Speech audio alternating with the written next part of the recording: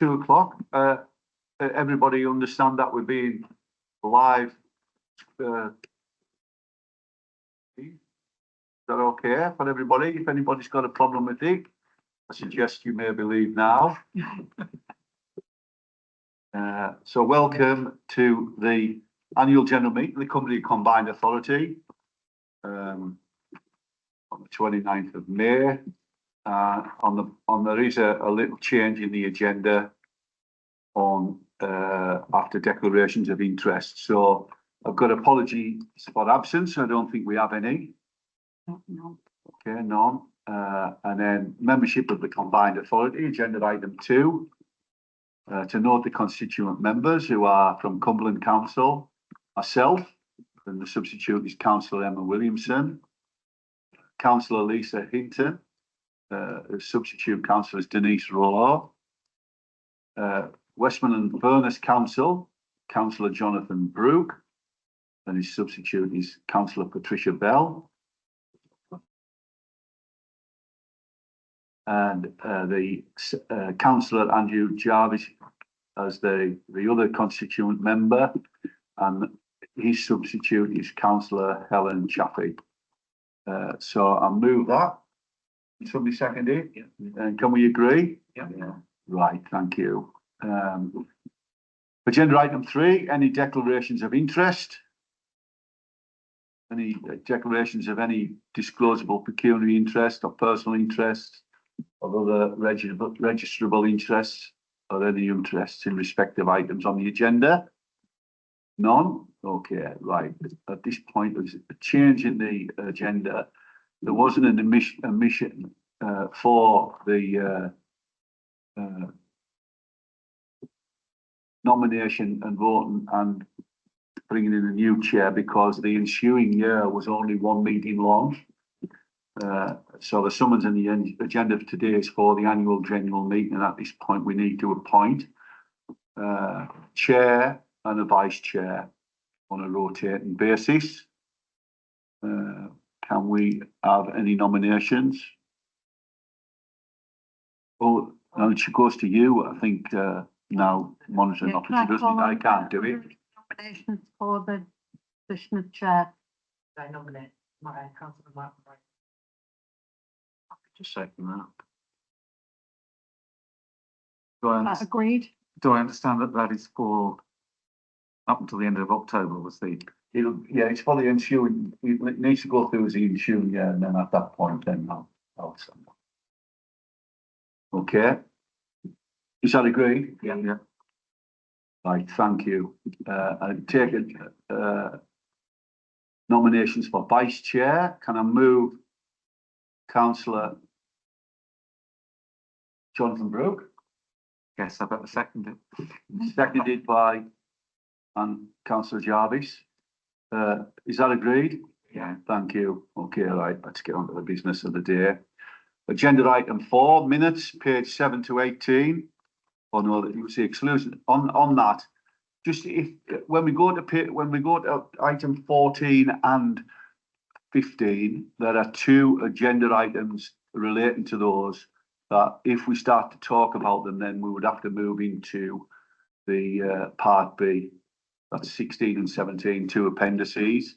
So just be aware that if we move into that territory, then I'll be moving that we go into part B. I wouldn't have thought we would, but it's just in case that we do. Okay. Agenda item 4, the minutes of the previous meeting from the 18th of March, pages 7 to 18. I'll go through 7, 8 for accuracy, 8, 9, 10, 11, 12. There is one part in the version I've got highlighted on page 12. Okay. Top. I'm reading right, the agreed transfer of the Northern Outline Body and appoint the various committees was highlighted on the version I received. Isn't highlighted here on mine, Andrew. Okay.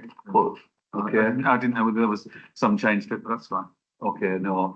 And I think there's some nominations to that in the following items, I think. Okay, 13, 14, 15, 16, 17 and 18. Okay, can we agree? Note, are they noted? Are these to note? Okay, Agree. agree. Thank you. Agenda item 5, announcements. I haven't got any announcements from the chair. Any of the other, no, well, yeah, go on then, Jonathan, I'll let you in. Go on. Thank you, Chair. I think not perhaps an announcement as such, but I would like to put on record our thanks for all the work that went into our participation in UK Reef. And I think I would comment that that did seem to go particularly well this year. I mean, it's gone well in previous years, but this year particularly building on, I guess, our experience of the last 3 years. And probably, I think we had over 900 delegates to our area, our marquee, significantly more than in previous years. And I think in terms of the engagement with delegates and the type of delegate that we were getting into the marquee in terms of organisations that they were representing was also significant, and probably people that we might not have seen in previous years. So I think there's a growing momentum in terms of Cumbria on the map, a place that is worthy of attention from investors and developers, particularly some of the significant projects that we have, whether that's on west coast of Cumbria or in Barrow or indeed elsewhere. And so, yeah, I would like to know our thanks and to all involved. Thank you. Thank you for that. Okay, agenda item. Sorry. Very quickly, I think maybe we ought just to say our thanks to Nick for his short stint as interim, keeping us legal for 2 meetings. So thanks very much indeed. He's trying to, I was talking to him before and you thanking him, he's trying to cram 6 days into 5, which was an impossibility for a man that uses digits and numbers. Just don't add up to the. All right, thank you. Agenda item 6, committee arrangements and appointments, pages 19 and 20. Again, move them. Seconded, Jonathan. Yeah. Can we agree? Yeah. Thank you. Agenda item 7. Establishment of the Cumbria Combined Authority Policy Groups, pages 21 to 32. Interim monitoring officer. I think I'll pick this one up, Chair, if that's okay. So you've seen the paper. I won't go through it in great detail. The paper is seeking the board's approval to establish the 4 policy subgroups that have been set out in previous documents you've seen. So the assurance framework, the constitution, and the devolution prospectus all make reference to these. A couple of things to note. So first and foremost, there are 4 policy subgroups: transport and planning, skills and employment, business innovation, community and environment. You have collectively, the paper proposes there would be a designated sponsor and chair for each of those subgroups. So one of each of you. So for transport and planning, that would be you, Councillor Mark Fryer; skills and employment, Councillor Lisa Hinton; business innovation, Councillor Jonathan Brooke; community and environment, Councillor Andrew Jarvis. A couple of really quick things to note about these, the way that we intend these subgroups to work. So first, these subgroups would not be decision-making bodies in their own right. There would be no delegated authority to those groups. That authority would reside with you, and where you decide to delegate to the chief exec, it would reside with the chief exec. We've set out terms of reference for the transport and planning policy subgroup in the appendix, which we intend to use as the basis for drafting the other terms of reference. There is an existing delegated authority to the monitoring officer to finalise those terms of reference for the other subgroups. I agreed at the last meeting. The only other thing to just maybe note is that we are proposing that the policy subgroups are made up of effectively 3 tiers of engagement. So the first would be officers. There will be officers from both the combined authority and the constituent councils will be involved in those subgroups. Kind of elected officials, so both yourselves as chair, and then relevant portfolio holders from the other constituent councils, and then also key stakeholders would be invited. But we propose to do that by invitation rather than by nomination, and that those invitations be agreed with both the chief exec and the nominated policy subgroup chair. Final thing just to note is the amendments to the constitution resulting from this paper, should you agree, are set out in appendix 2. Happy to take any questions. Any questions? Yes, Andrew? Yeah, just a couple of things. When do we expect the terms of reference for the other policy subgroups to be available, and presumably they will be shared with the Absolutely. nominated leader for each of those to Fairly quickly. There are two, as I said out in the paper, there are two areas where we have quite urgent pressing work that's required. So on transport, on the local transport delivery plan, and also some of the skills work, as you've seen in the other paper that's attached for this meeting. So we're proposing to get those meetings set up quite quickly. So certainly we will be looking to come back with the skills and employment terms of reference fairly soon. The other two would follow in swift order, I'd hope. Okay, it's just that there are some important things within the others, including, for example, Tour de France, and so it would. Yes. Yeah, no, it would be absolutely. very easy for it to be to go on, and before we know it, it's the autumn, and they're not established. And in terms of the agreeing the membership, how is that? So one thing, something we want to discuss with the relevant policy subgroup chair, particularly in terms of those key officers. I think for the officer attendance and for that portfolio holder attendance, that'll be a bit of a conversation we need with the constituent councils about who the right people are. We want to keep these relatively agile and relatively small, and then that key stakeholder conversation is one that we need to have a little bit in the round, really. And we are doing some consultation including with the constituent councils about the sort of membership that they want to see. So would I be right in hoping that these terms of reference will be agreed, or will be working on this before we break for the summer? Yeah. Yeah. Yes. Yeah. Yeah. Yeah, just on the back of that,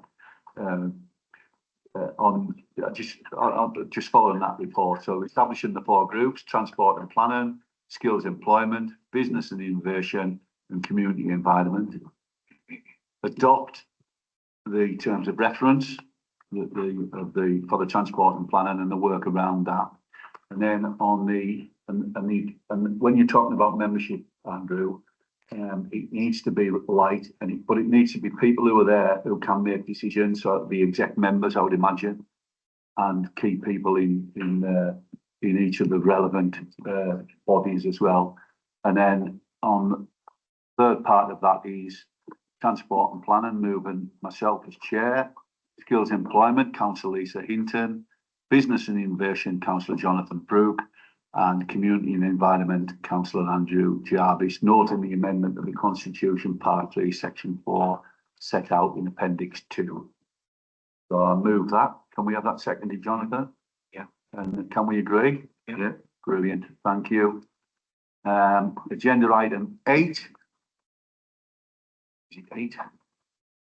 Outside bodies.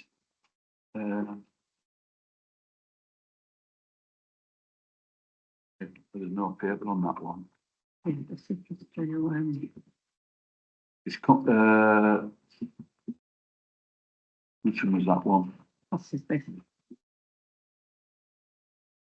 So we need to confirm the Cumbria Combined Authority nominations to serve on the Transport for the North Board and the committees. So Transport for the North and the Partnership Board as myself and Jonathan, Councillor Brooke as a substitute. The Rail North Committee, there's a slight change on that one around Denise Rollo and Jonathan Brooke as a substitute, unless if there's any changes in that, Jonathan.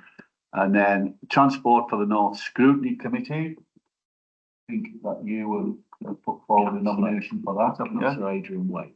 So Councillor Adrian Waite.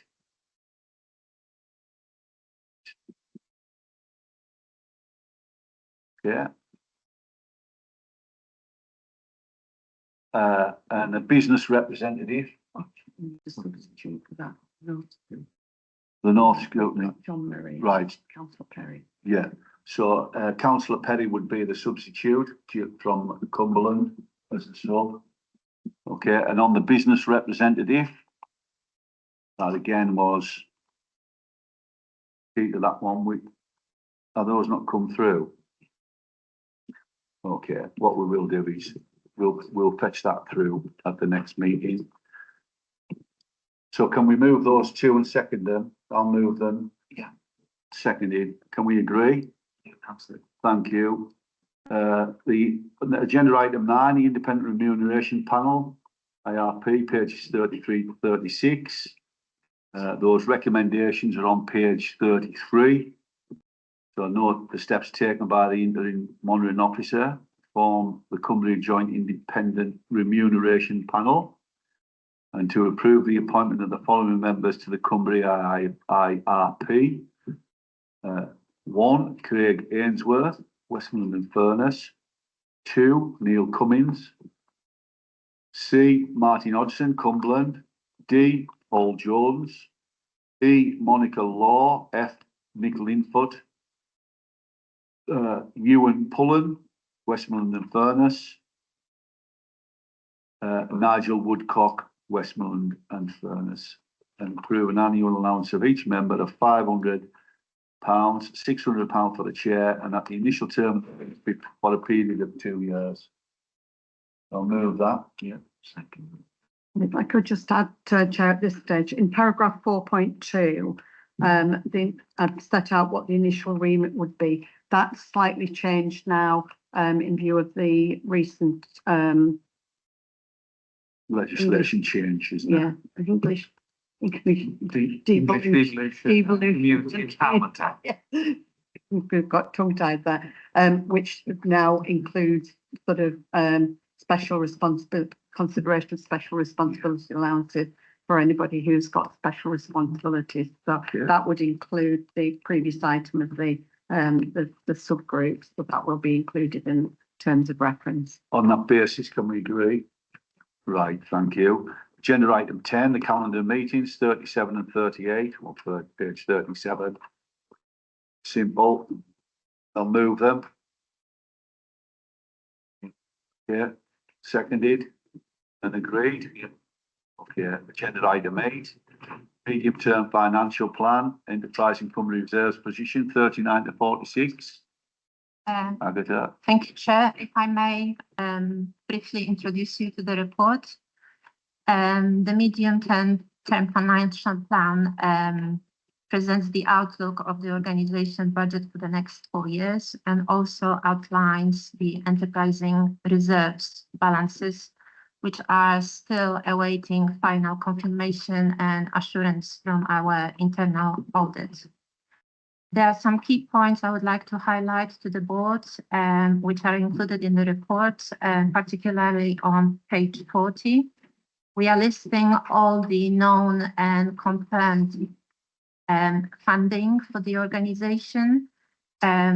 Point to make the budget is balanced or presenting to be balanced for the next 4 years.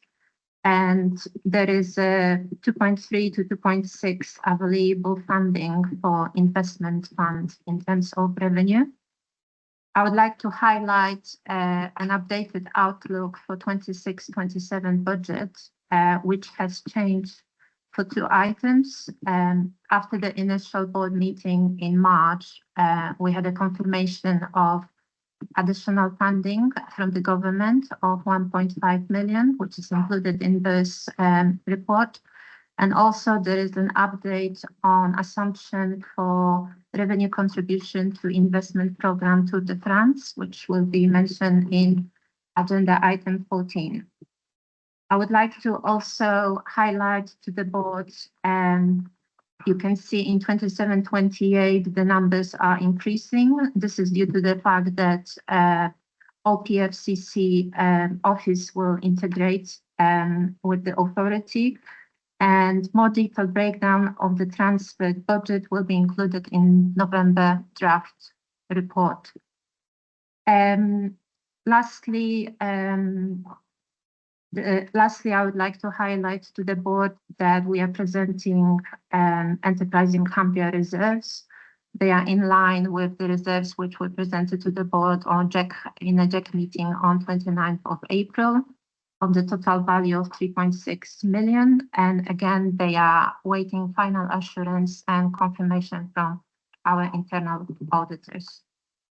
I'm happy to take any questions. Thank you. Okay, any question? You will not, Mr. Rice, I have a couple.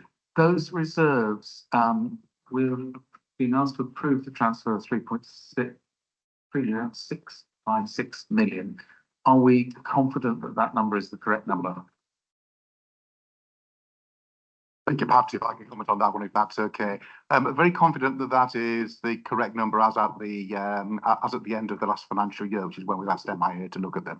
The final things MIA now are checking is just to make sure that we're clear about the purpose of each of those reserves rather than the quantum in them, i.e. whether they can be used for specific purposes or are more free to be used for more general purposes.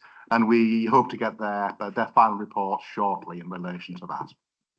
Thank you. The others are more about just checking my understanding. We have a line in there with some quite large numbers, supplies and services. Yes, I am prepared. That could give the impression to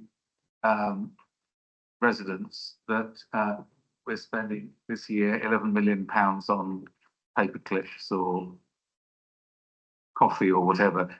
My understanding is that that is mostly the grants and the programmes that we're running, particularly historic and from Enterprise in Cumbria, but I mean, that's essentially work. Is that correct? Yes, the main items within that line, and I take your commentary on board, we will try to improve next time. They include fully funded programs from Enterprise in Cumbria. Within that number, the pure overheads are roughly around 600k a year. I think that's very useful if we can put it out, because there are inevitably people who wish to paint the combined authority as another layer of bureaucracy.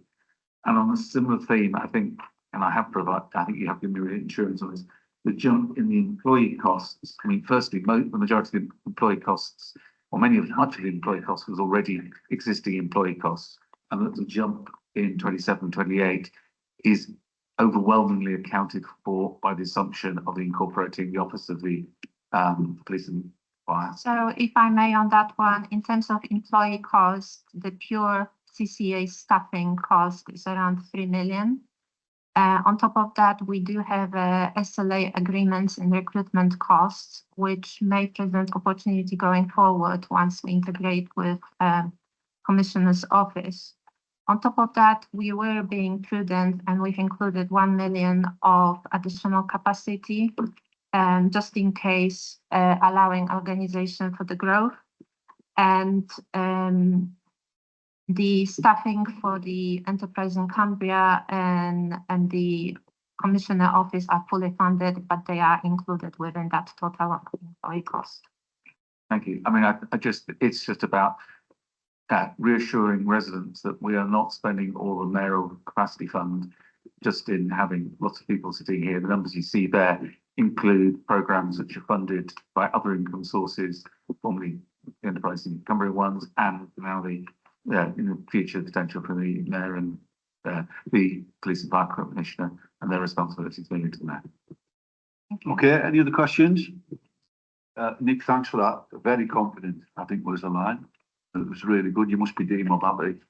It's the first time I've ever heard a finance manager give such a firm answer to a finance question. Thank you. Agenda item 11 on that. So we move on the recommendations on page 39 and 40. So the MTFP budget 26 to 30, and note that that budget has been updated for the 1.5 million additional capacity fund as announced by MHCLG.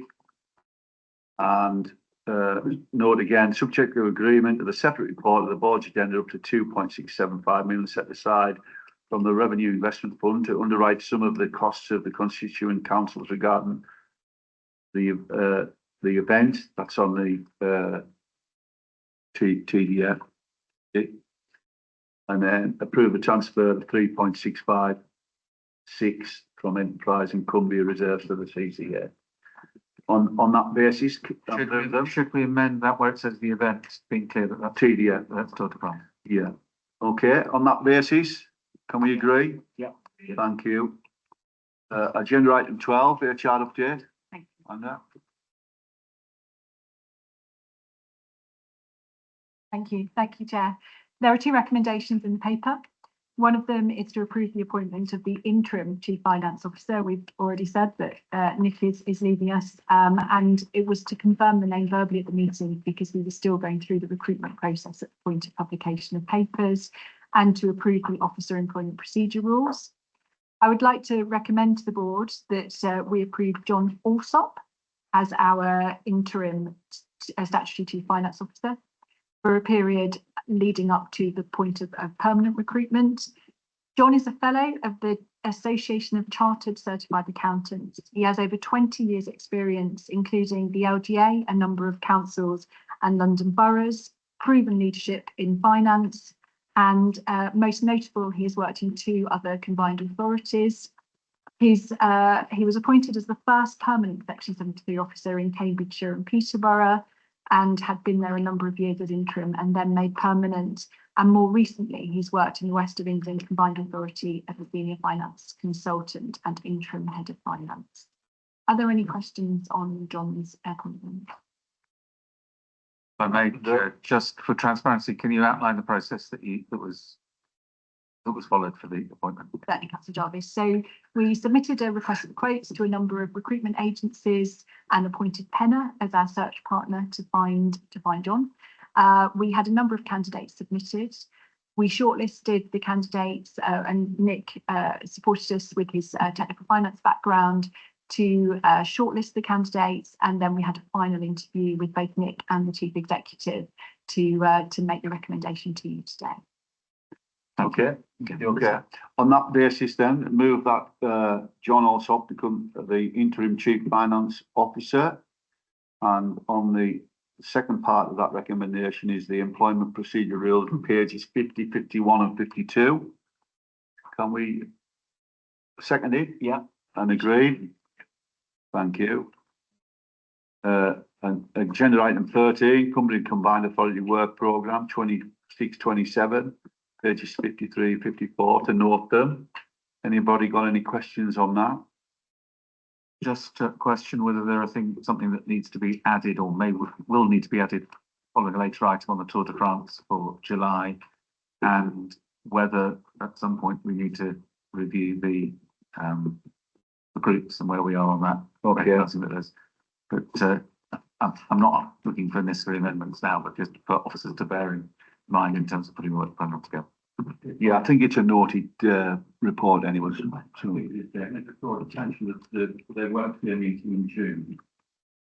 So the items will be moved to July.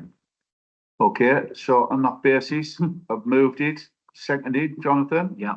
And agreed. Thank you. Right, agenda item 14, if anybody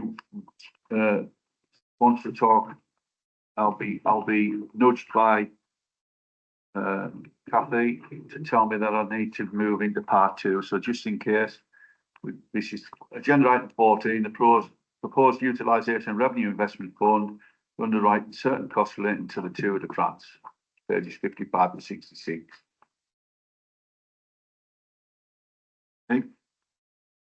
Thank you, Chair. And thanks to all the colleagues from both constituent councils and from the Combined Authority who've been working really hard to work at the proposals for many months now for the Tour de France to hold 2 of its stages in Cumbria next summer.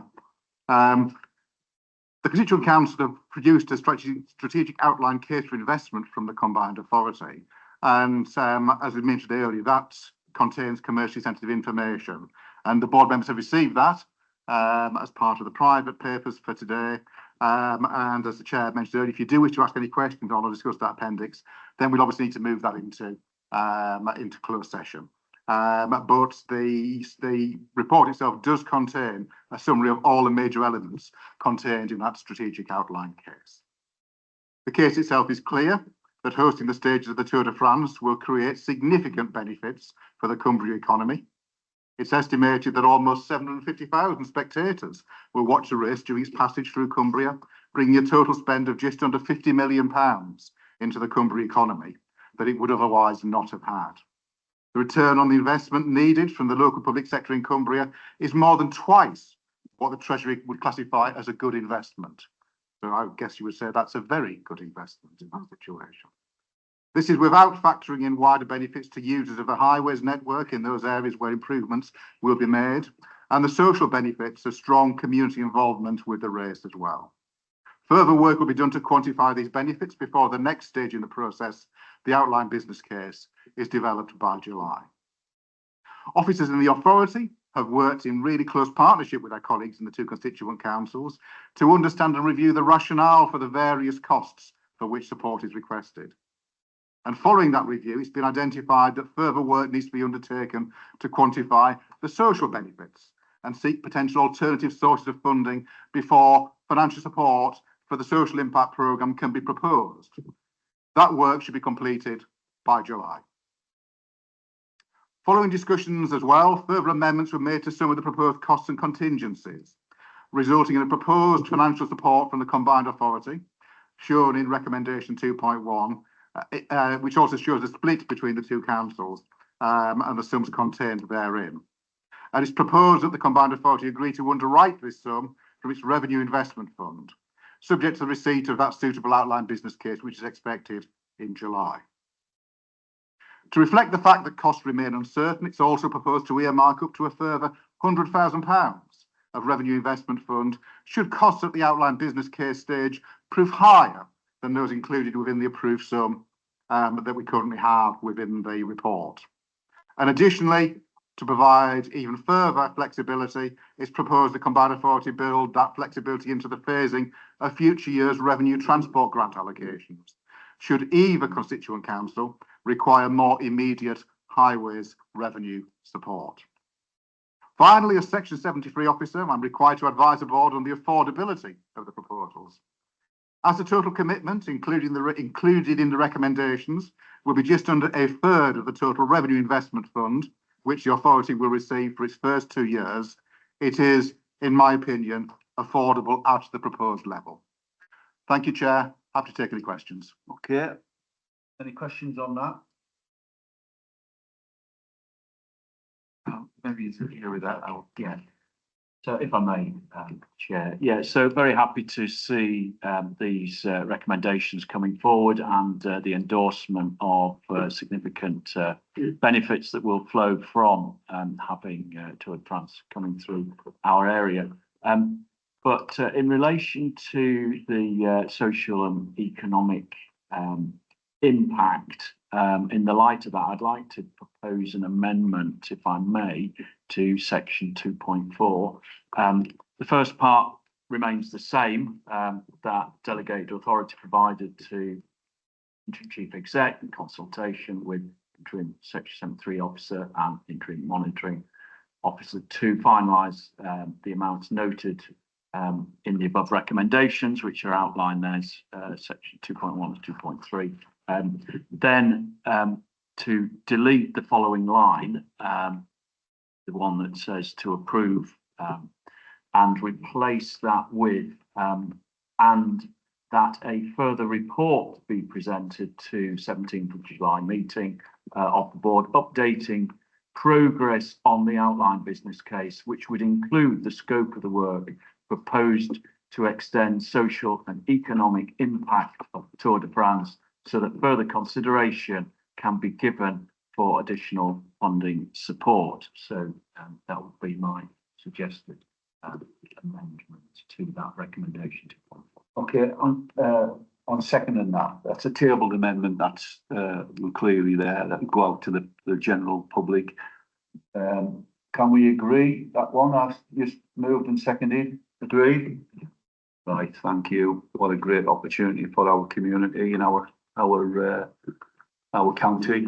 Absolutely amazing that that this project is going to come to fruition right across the whole of the county. And I don't think at this moment in time quite understand what's going to happen when this event rolls through. even myself. Can I make a comment? Okay. Not, yeah, I fully support, particularly with the amendment. We're clearly in a situation where there is considerable uncertainty about some of the costs in both directions. Let's be clear. Sometimes, in some cases, it's dialogue is needed with the organisers to know precisely what is needed. I think we also recognise that the impact programme is critically important to leverage the benefits of what is a remarkable event. And so to ensure that we're getting the regular reports back to us is important, because I'm sure that numbers will change, and we then need to make sure that we are doing our duty as a fine authority to get best value for money, and also clearly working with our other hats on as unitary authorities to ensure that we have the funding to properly deliver what should be a remarkable event for our residents. Lisa, did you want in? Yeah, just on, I know that we recommendation, but just, and that social economic impact is massively important. This would be a really good way for us to show that when we combine authority, we're not that far away from our residents, we're considering the social economic, especially, I mean, all over Cumbria and in Cumbria as well, because we do have to make consideration. Even if you're not a cycling fan, not saying anything. Once in a lifetime thing, it's something that everybody knows, and I want that to be known by children in Cumbria, the ones I represent, in all of our wards, and for the social economic impact to be real and tangible, not just talking stuff and that, then I'm going to do 20% of this or something like that. So really and quite confident that Michael Barry will obviously have that message that I think it's worth putting on the farmers to just to let people know that we're not, so far removed that we're not considering Okay, right, so I'll move the recommendations 2.1, 2.2, 2.3 and the new tabled amendment 2.4. Yeah. Can we second it? Yeah. And can we agree? Yeah. Yeah, thank you. Yeah, agenda item 15, which is the local skills improvement plan, CCA plans. Thank you, Chair. Caroline's unable to be here today, so I'm stepping into the breach in her place. So, I mean, very briefly, the paper covers 3 separate but interrelated strategies or plans in relation to skills in Cumbria, and kind of seeking your approval or your endorsement today. So first is the local skills improvement plan, which has been led by the Chamber of Commerce with input from the Combined Authority and local authorities, as well as wider stakeholders. Submission of the plan in accordance with the new statutory guidelines. Submission of the plan to government requires Combined Authority endorsement, which we recommend you provide. The second plan we've outlined is the strategic skills plan, which forms part of the implementation process for adult skills funding. Following passage of the English Devolution Act, we expect adult skills funding to kind of go live in Cumbria from September 2027, and there's an implementation process we need to follow ahead of that. The paper sets out draft priorities for that plan, which we recommend you approve. And we're also seeking delegated authority for the Chief Executive to approve the draft and final versions of the plan for submission to government in consultation with the chair of the Skills and Employment Policy Subgroup. Finally, we're proposing the Combined Authority develop a skills roadmap to help providers and key stakeholders understand the role and priorities of the Combined Authority within the local skills landscape. I don't think this will be reinventing anything. It'll be more about drawing together existing policy and existing priorities into a place where people can clearly see the role of the Combined Authority within that context. Again, we're seeking delegated authority of the Chief Executive to approve this document in consultation with the relevant subgroup chair. Very happy to take any questions. Okay, any questions? Any questions? Just make a No, yeah. I mean, I think this is another one that is worth highlighting to our residents about what does devolution mean. Yeah. This is it 8 million a year? We haven't had final confirmation, but that was an indicative. Circa 8 million a year, where decisions today are being made in Whitehall or in some anonymous government building somewhere in the country. And instead of it being made centrally, these decisions over real funds will be made in Cumbria by people elected in Cumbria.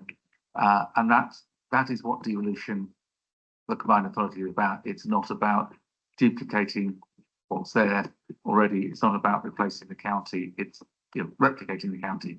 It is about taking over responsibilities from government and delivering those for the residents. And I think this is the first step of those, but I think we should send that message loud and clear that this is about decisions being made here rather than in Whitehall. Okay, I just want to expand on that slightly because the central just wants the same thing for everybody. And in this particular case, this county's got its own unique economy.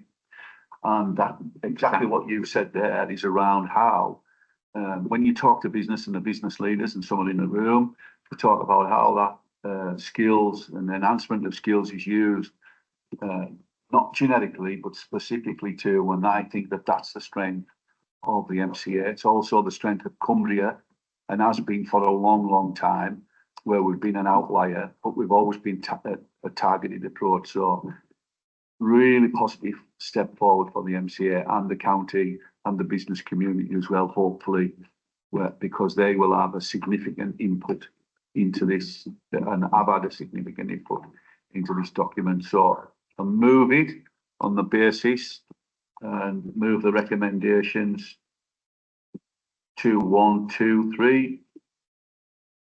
Is that can we agree? Yes, absolutely. Right, thank you. That's it, isn't it? Is that it? I think that's agreed. There's no other business, is there?